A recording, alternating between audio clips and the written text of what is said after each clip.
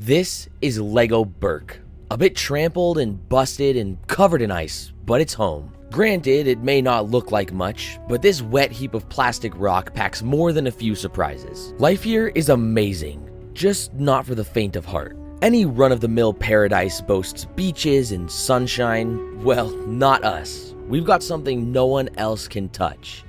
We have dragons. After over a year of work, my LEGO Diorama of the Battle of Berk from How to Train Your Dragon 2 is finally complete. This LEGO MOC includes several of the iconic dragons from the series, like Toothless, Stormfly, and Cloudjumper, and today we're going to take a closer look at all of the little details in this build. But before we get started, YouTube tells me that over 90% of you watching this video aren't subscribed, so make sure you click that button down below and let's fly in to take a closer look at the Battle of Berk. I started this project back in April of 2024, and I can finally reveal to you the finished LEGO MOC, MOC being an acronym for my own creation. This build includes tens of thousands of LEGO pieces, an entire cast of custom minifigures, and multiple iconic dragons and structures from the How to Train Your Dragon trilogy. I even added the hidden world beneath the island to represent the third How to Train Your Dragon film so that this build could have elements from all three movies. Before we dive underground though, let's take a look at the dragons. I built 5 custom dragons from the franchise for this LEGO model, including Stormfly, Cloudjumper, the Light Fury, the bewilderbeast, and of course Toothless. Well, technically I built 6 dragons for this build, but that's only because I built Toothless twice. Each of these dragons is designed to display their most striking features from the movies, whether it's the adorable head shape of Toothless or the sharp spikes on Stormfly. Since this LEGO MOC is heavily based on How to Train Your Dragon 2, I knew I needed to add Cloudjumper, who makes his first appearance in that movie. And seeing Cloudjumper fly through the sky with Toothless is so much fun. And just in time for the finale, my friend Ethan, who I met at BrickCon, was able to 3D print me a really cool helmet for Valka, so she's finally able to ride Cloudjumper herself. He was also kind enough to print me a few other custom pieces for Berk, including these adorable Terrible Terrors and these sheep that are more accurate to the design in the movies. Thank you so much, Ethan. These custom pieces add such a fun new layer of detail to the build. Valka isn't the only cool minifigure in this build, and we'll take a closer look at the crazy crew of Vikings a little bit later in the video, but first, let's look at the rest of the dragons. All of the dragons are designed to have their rider join them in the skies, so Hiccup and Astrid can ride Toothless and Stormfly through the clouds. The ending of How to Train Your Dragon 2 has an overwhelming amount of dragons flying through the sky, so to make Berk feel a bit more crowded, I brought in a few familiar faces for LEGO Ninjago fans. Both Ryu and Lloyd's Forest Dragon make appearances in this MOC, and the reason I decided to include them is because they are not only very cool LEGO dragons, but I think that their scale works super well with the custom dragons I built for this MOC. Plus, I really like that using the young Ryu with the baby Ryu gives the effect of a dragon parent with their child, which is a very fun sight to see on Berk given the importance of dragon babies in How to Train Your Dragon 2. The next dragon for this build though is far from a baby. It's Drago's Alpha Bewilderbeast, which I challenged myself to build in 1 week. This giant creature can rise out of the seas beside Berk, where Toothless can challenge him to become the king of the dragons and protect his friends. In the future, I plan to redesign and build an even bigger Bewilderbeast, but for this MOC, I'm really happy with how he turned out, and I learned a lot about building bigger creatures.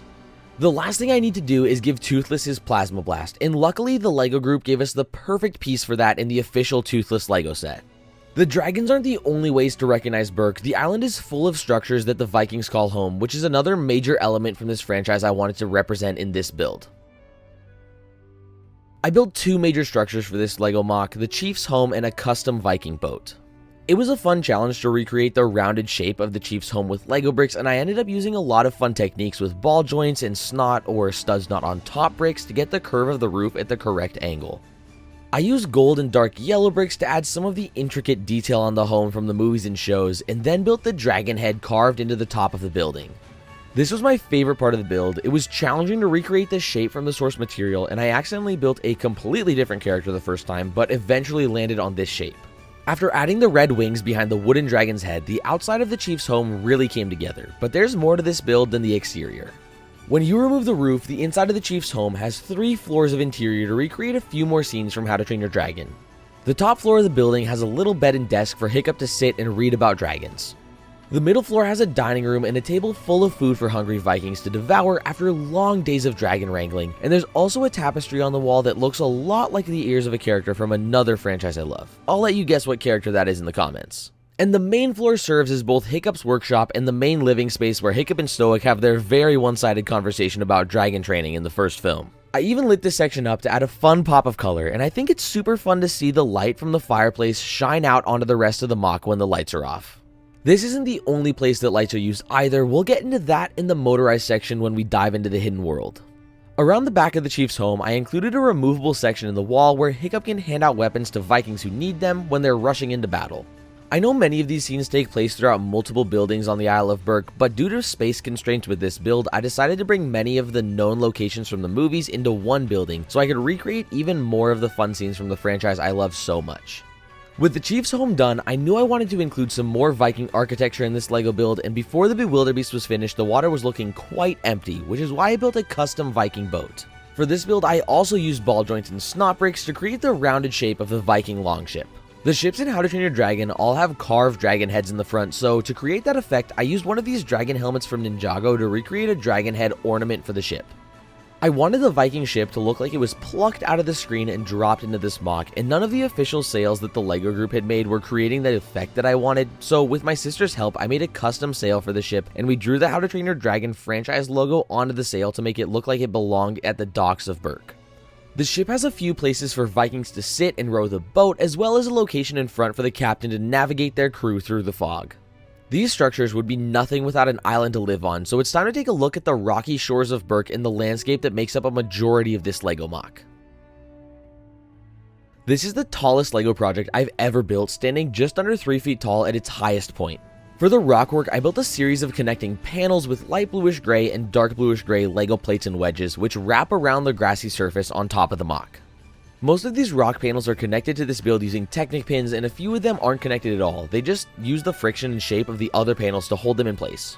These panels create the harsh, windswept cliffside of the Isle of Berk, but I felt like everything was too gray, so I made sure to add some rounded green hills cut into the rock, just like the hills you can see in the model of the Isle of Berk from the movies and shows. This MOC is meant to be viewable from all 4 sides, so around the MOC I added more rock-plated panels, but these ones are a little bit different. 3 of these panels make up the arches that allow the hidden world to be seen from the outside. Don't worry, we'll get there soon. The final side of the paneling has a few hidden trapdoors where I was able to hide a few extra dragons in their nests. I wanted to add a little bit of extra detail to this relatively plain side of the build, and I thought adding a few extra windows into the hidden world would be a fun way to add some extra playability to this LEGO MOC. Above the rocky cliffs of Berk lies the terrain of the island itself.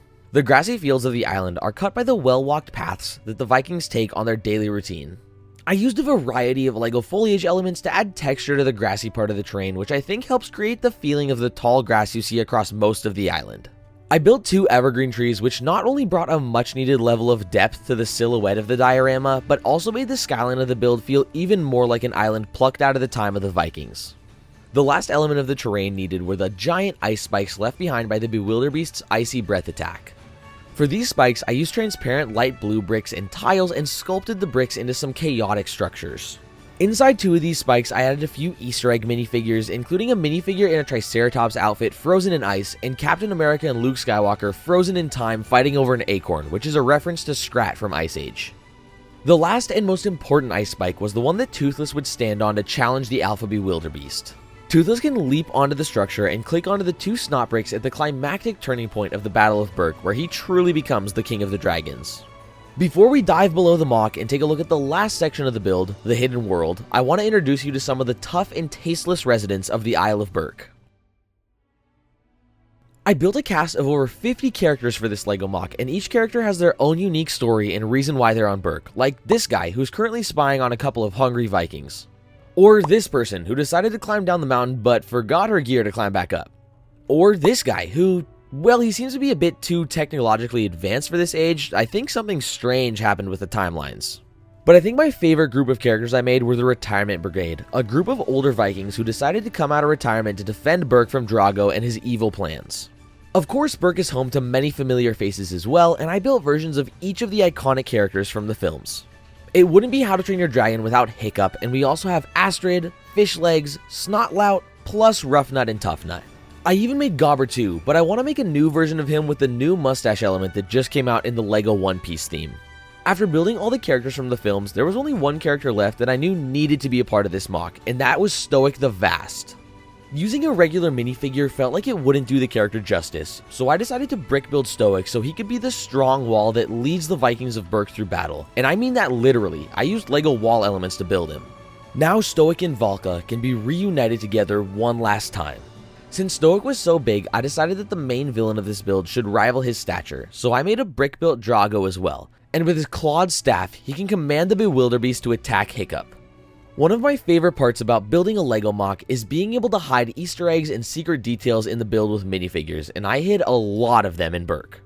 I added Thor, who felt like a relevant addition to the Viking build since he's a Norse god, but I also added other characters like Luffy from One Piece and these custom Redwall minifigures I got at BrickCon 10 years ago.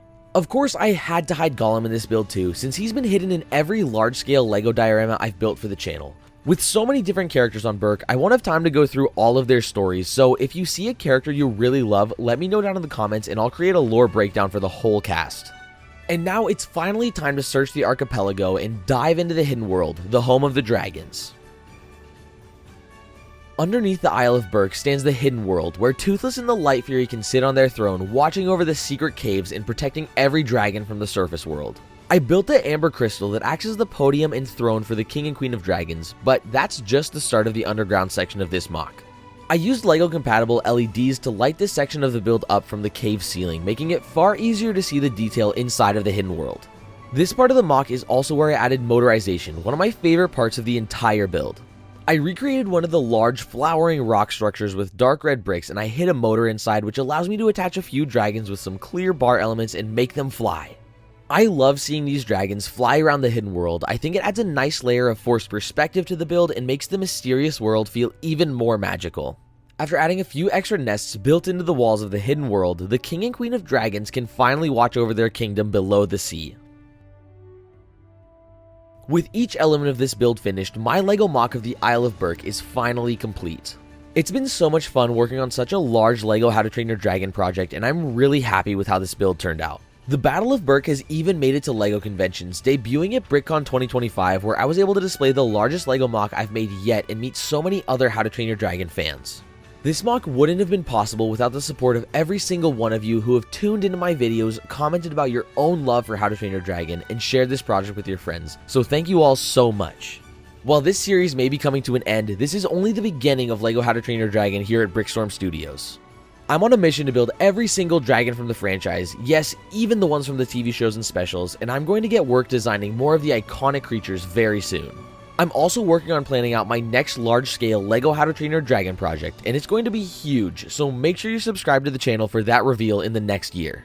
If you enjoyed this video, leaving a like helps me out a bunch, share this with someone who loves How to Train Your Dragon, and check out the Building Berk playlist to watch the entire build process for this LEGO MOC. Thank you all so much for watching, and remember, it's always a beautiful day in the Brickstorm.